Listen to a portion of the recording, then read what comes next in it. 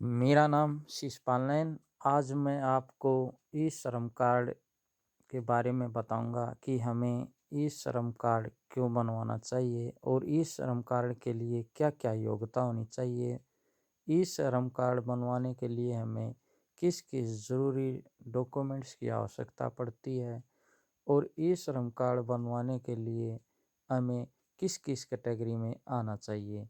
इसके जो PDF file होती है, हर कैटेगरी अलग अलग प्रकार से लिखी हुई है।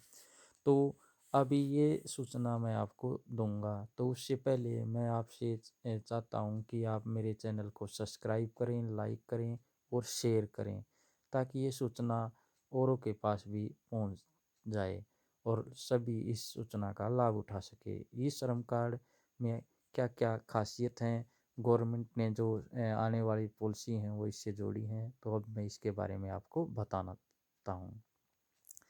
ई श्रम कार्ड जो बनवाना है वो 16 से 59 साल तक के बीच के सभी बनवा सकते हैं। जिनकी उम्र 16 से 59 साल के बीच की है वो सभी इसको बना सकते हैं, लेकिन उसमें कैटेगरी वाइज दे रखी है, वो आपको बाद में बताऊंगा कौन कौन सी कैटेगरी के इसको बना सकते हैं। नंबर 2, जो इनकम टैक्स पे करते हैं वो नहीं बनवा सकते। अगर आप इनकम टैक्स पे करते हो तो आप नहीं बनवा सकते।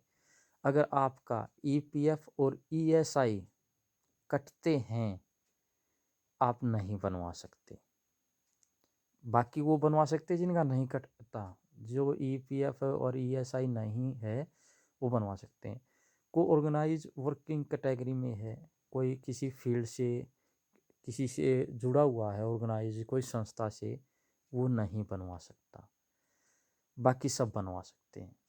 इसमें मैंने ये साफ क्लियर कर दिया कि कौन कौन बनवा सकते हैं। 16 से 59 साल का बीच का जो इनकम टैक्स पेयर नहीं करता वो बनवा सकता है, ईपीएफआई नहीं करता वो बनवा सकता है, कोई किसी संस्था से नहीं जुड़ रहा वो बनवा सकता है। जोन सी कैटेगरी के बनवा सकते हैं वो मैं आगे वीडियो में बताऊंगा। अनिवार्य दस्तावेज कौन कौन से होने चाहिए, इसके लिए कौन कौन से डॉक्यूमेंट्स हमें अनिवार्य हैं उनके बारे में बताते हैं। आधार नंबर का उपयोग कर अनिवार्य केवाईसी, आधार कार्ड होना चाहिए और उस आधार कार्ड में एक ओटीपी आएगा। अगर सीएससी सेंटर पर जाओ तो फिंगरप्रिंट या आँख की पुतली देख कर वो आराम से उसको वेरीफाई कर लेगा। अगर आपने आप मोबाइल फ़ोन से बनाओ तो केवाईसी आएगा। एक सक्रिय बैंक खाता, एक अकाउंट होना चाहिए जो चालू हो और मोबाइल नंबर जो आपका चालू हो, मतलब उस पर ओटीपी आएगा, वो आपको वेरीफाई के लिए ज़रूरी होता है। तो ये दस्तावेज आपके लिए अनिवार्य हैं जो जब आप इसको बनवाने के लिए कहीं जाते हो या अपने मोबाइल से बनवाते हो।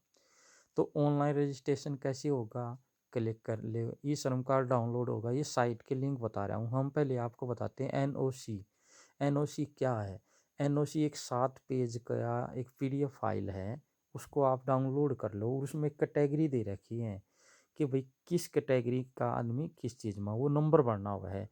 जो एनओसी परिवार कोड होता ना वो नंबर भरना होगा जब फार्म भरती आना आपको।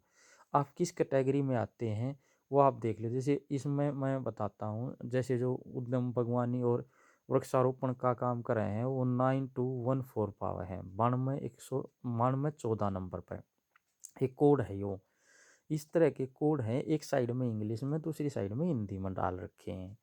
तो आप इस मतलब जिस कैटेगरी में आओ हो, जैसे पशु पालन और डेयरी उत्पादक है वो 6121 कोड है, ठीक है। और जो पोल्ट्री का उत्पादक कर रहा है, पोल्ट्री मतलब ये अपने जो मुर्गी फार्म का है, वो 6122 कोड है।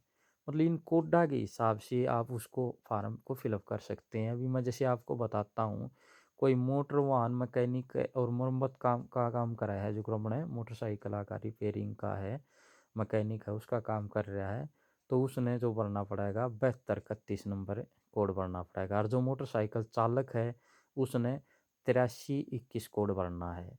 तो इस हिसाब से कोड भर सकते हैं आप, क्योंकि ये कोड भरेंगे तो आपका काम चलेगा।